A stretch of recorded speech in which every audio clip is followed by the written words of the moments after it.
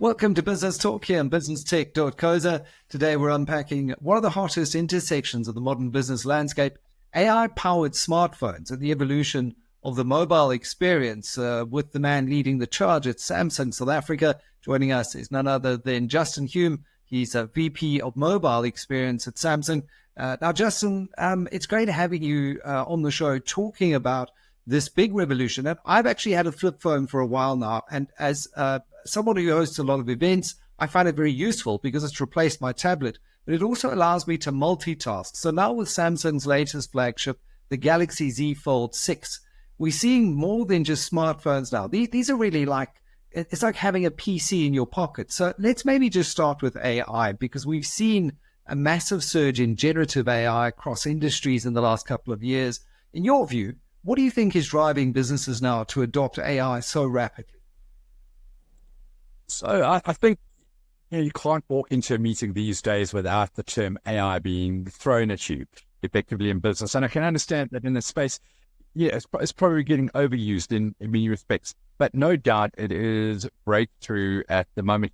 We've been talking about this idea of the fourth industrial revolution. We've been talking about the human machine, the physical cyber interface for some time. But AI is really coming to the fore in this environment at the moment.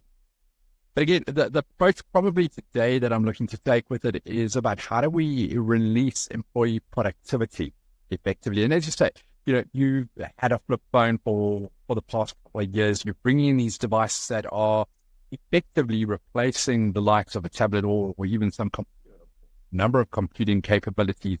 And what's phenomenal about it is that the phone is a very personal device. It's the device that's on you, arguably 24/7, effectively, and we need to be able to operate, in a seamless environment where we can connect between the work that would start on our PC, we might continue on our tab and certainly complete or, on our mobile device when we had a meeting and the like, or in the opposite direction.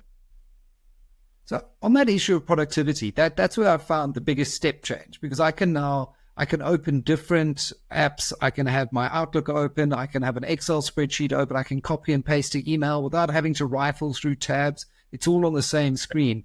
The Galaxy Z Fold6 comes equipped with some very impressive AI features specifically aimed at business productivity. So maybe you can tell us a little bit more about how the Galaxy AI for Business feature is helping business professionals manage meetings and just boost their efficiency. Brilliant. Just think about it. We're all busy professionals, and one of the things that all grapple with here is just the vast amount of data that is available for us. We all talk about this idea of data-driven decision making, and it's a wonderful concept. But how do we actually take in that information? How do we absorb it? So, you'd like my Galaxy Z Fold6, and it's time preparing for this discussion that we're having here. I might need a financial report. I might need some background to aspects of the market alike. And I can go and say to on my Fold6 to go and browse a document that's existing there and ask the AI engine, the Galaxy AI for Business, to summarize that information, just do a couple of bullet points for me. Now, it doesn't fully replace the report. I still need it, but certainly it will give me the crux and help me make a decision. Do I have enough information there in the bullet points, or do I need to actually go and review the document in depth? I don't know if you find that. I would imagine, particularly in your field, that there's, a press release comes out, a business report comes out, and your question in the opening paragraph or looking at it, saying, do I really need to be reading this, spending 10 minutes of my life going through it? Or can I get a 10-second summary and then make the decision thereafter? So that's quite a big one for us in terms of the summation. The second thing is the globalization that is taking place. We deal certainly at Samsung as a multinational organization, but even with that, with the customers that I deal with, some of them reside in South Africa, some of them sit in European countries, some of them, my colleagues, a lot of them sit in Korea at this point in time. The ability to have conversations in their home language and in my home language is phenomenal. So we have a feature called translation, effectively. And lots of studies have shown that we almost have language profiling, language discrimination that takes place. When somebody cannot talk to me in the language that I'm familiar with, they're struggling with that, I almost create this perception in my mind that they are not smart. They are not, on my level. But it really is just their ability to express language in the manner that I'm familiar with. So why don't we take that barrier away, have the live call translation? So now what can happen, a colleague of mine at our head office in Korea phones me, talk on my Galaxy Z Fold, and it says to me, one colleague, JK, is phoning me, and he speaks to me in Korean. The phone automatically is translating that into language. I speak back in English, the language I'm familiar with, and it translates it and delivers it to him in Korean. So that is somewhat in real time. So that is interesting. The one example that I also give from time to time is with our Galaxy Buds Pro 3. Now, these are the little buds that go in your ear there. And I want you to think about the United Nations forum. You always see these pictures where these big round tables and you've got everybody's got a little earpiece in and they've got an interpreter. So somebody's speaking in French and the British Prime Minister is listening to it in English, the Korean Prime Minister in Korean, Japanese and Japanese language as well. And they've got interpreters delivering this to them. With Buds Pro 3 and linked to the AI engine here, I could be presenting in English and my audience each would hear independently in their home language the very conversation that I'm having to the vast audience there. So this is really a powerful tool. We think about companies that deal across different languages and across different geographical boundaries. Yeah. I that blows my mind, because I think what that can do in terms of actually reversing some of the losses we've seen in globalization. I know the world has kind of pivoted to a more populist world. This breaks bridges, builds bridges, breaks walls and breaks barriers down. So it's a really powerful technology.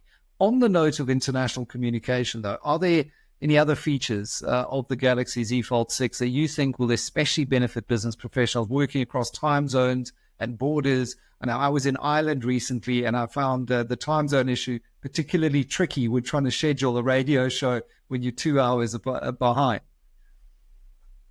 So look, I think, again, coming back to language where we focus quite extensively is, again, you could prepare a report in, let's say, French, matter.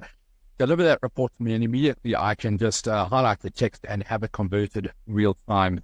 Now, maybe a more practical example. I was trying to deliver a situation to some customers of ours, and I was sharing how Samsung is a world leader in heavy industry. So that's shipbuilding and the like. And we build these enormous oil drilling rigs and that exist out in the Arctic Ocean or wherever it might be. But this particular one that we built was in one of the Eastern Bloc countries, and we decided we were going to use circle to search to identify this device. Now, just to explain, circle to search means all I do is when I've got an image or text, simply tap the home button on the front screen of my device, I hold it down, and then I can just circle around the image of this drilling rig that we were looking at, and immediately the information came up. But the information around it came up in Cyrillic. And it was so easy just to simply say, translate that text live on a web page into English for me so that myself and the colleagues could investigate that. And again, that was solving a real-time business challenge that we were having around trying to deliver this information about the construction capabilities that Samsung has, not just the electronic capabilities of the organization. Yeah. So that's just an example of where that comes through. So we can do that across PDF pages, do that type of translation across web pages, and I can translate and I can summarize simultaneously. And the one where I see AI in a very practical, very beneficial approach for us is we are all inundated with writing emails or sending messages to colleagues 24/7. And I don't know about you, but I don't really have the time at the moment to send lengthy emails to everybody. And what I do now with the chat assist, and we have a function in there called the Composer, I literally say, send Michael a note to confirm interview time for today that we have. I give it 3 or 4 words, and out comes this wonderful, professionally written email that says, "Dear Michael, so good to be chatting to you again. We trust that the interview will have a resounding success," and blah, blah, blah, as it goes through from there. But I've spent maybe 30 seconds getting it ready as opposed to writing a 10-minute email. And AI has done the rest of it. My intention is still delivered. It's not that I'm really cheating on the work effectively. I'm just being more efficient at doing that. The other side is, we're sending a lot of WhatsApps for business these days. And because we're bringing devices into the organization, so bring your own device into the corporate space is a phenomenon. And our devices hedge between being personal devices, business devices. Our language moves between informal and formal. And often that isn't always referenced in the messages that we send. At 1 minute, I'm sending something to a friend. The next minute, I'm sending something to a colleague. My tonality should change. My context and the development of the text should be different. However, all I do is I type my WhatsApp and I say, make this professional to the AI. Suddenly, I'm taking it out of the informal into the formal, so that message thread holds its tonality and corporate identity to it. And again, this is the benefit of AI, is that I'm not having to do all that work all the time and think about it.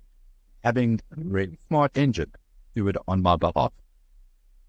But as you say, we're using these devices as both personal and professional. So when we're at home, we might be less focused on security than potentially we should be at work. And security must be top of mind, especially in very sensitive industries. So how does the Galaxy Z Fold6 empower businesses with its on-device AI capabilities? And what makes it a strong choice for data-sensitive environments? Data is critically important, and the privacy of that data there. So the first thing I'd say is that where we fundamentally differ is that we believe that the choice of that privacy should sit with the user. You have control as to what is stored on device and what is shifted into the cloud. Now, let's go back to that discussion we were having around live call translate. I'm not particularly a fan of having a discussion around maybe some of the latest technology developments on Samsung devices on a platform that is being stored in the cloud, where maybe there could be a data breach and the like. I very much want it to be on device. So that processing of the call all took place on my Galaxy device. We have worked extensively with our chipset partners in that to create a neural processing unit, a CPU, basically just the hardware capable of doing that live translation from a mobile phone. We don't need the power of the cloud. So I can store that all on my device, and then it's up to me whether I want to keep it or whether I want it to be deleted with immediate effect. Conversely, when I'm doing circle search, something like that, I want to break out into Google as an example, go and search, what is that image? Right now I can see a plant behind you in the studio. Maybe I want to search what that is. And I could just circle it. My device is not going to know what that is, but someone on Google, they'll be able to tell me what that plant is.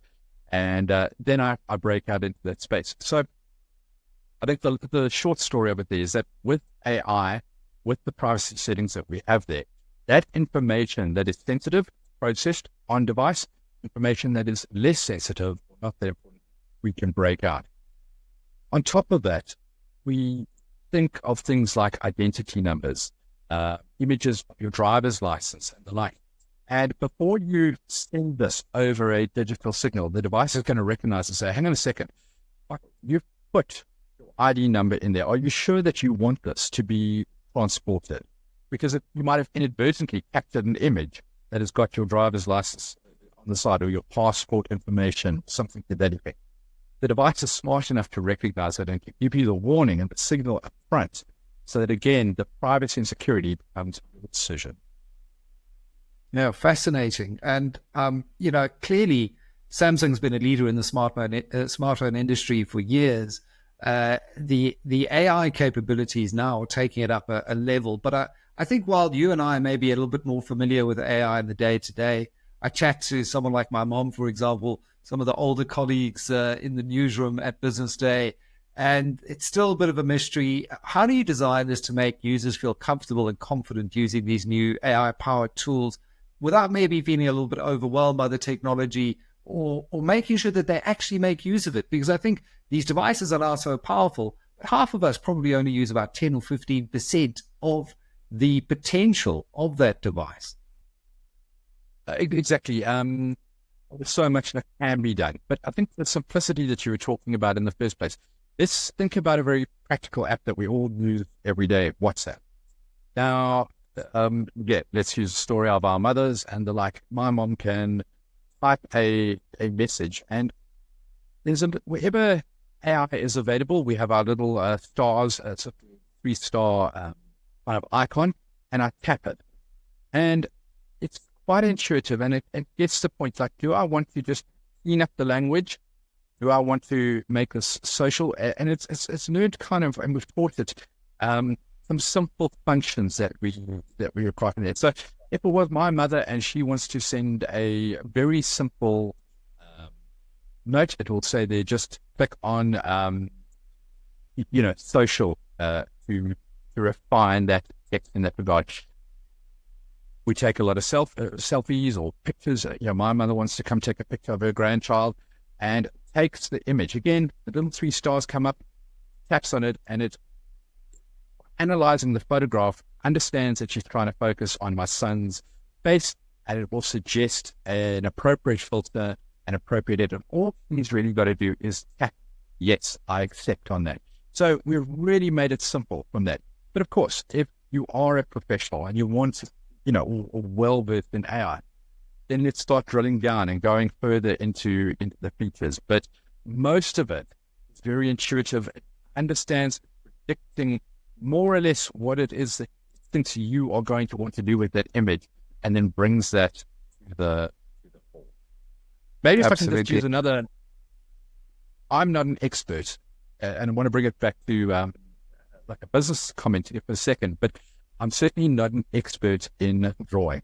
In fact, I barely get further than a little stickman figure and the like. But I often have an idea that I want to, and I have an idea that I want to share for our advertising campaign with our ad agents. And if I talk about it, they lost. They have no idea what's going on in this head of mine. Yeah. So I draw my little stick figure. I draw a little stick figure man standing on a mountain, holding a phone in his hand, and I go branch AI and I go sketch to image. So what it does is that AI recognizes I'm being a human being on a mountainside making a phone call, and it builds out a picture. It can be in watercolor, it can be an impressionist, it can be a sketch, and the like. And suddenly out comes not a bad reference of the ad that I was trying to explain to our agency. And they can now get the concept of what I had in my head.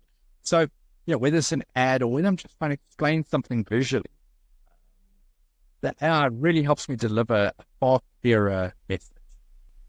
One of the core issues in business is communication. Do we communicate effectively? Has meaning been conveyed effectively? And storytelling is a key part of that, be it visually, orally, whatever it is. So any technology that helps improve communication to that level in an organization, I think becomes absolutely indispensable. Justin, great having you on the show. Thanks for joining us today and just giving us a small glimpse into how Samsung is reshaping the mobile landscape with AI at the very forefront with the Galaxy Z Fold 6. Thanks for your time. Thank you very much.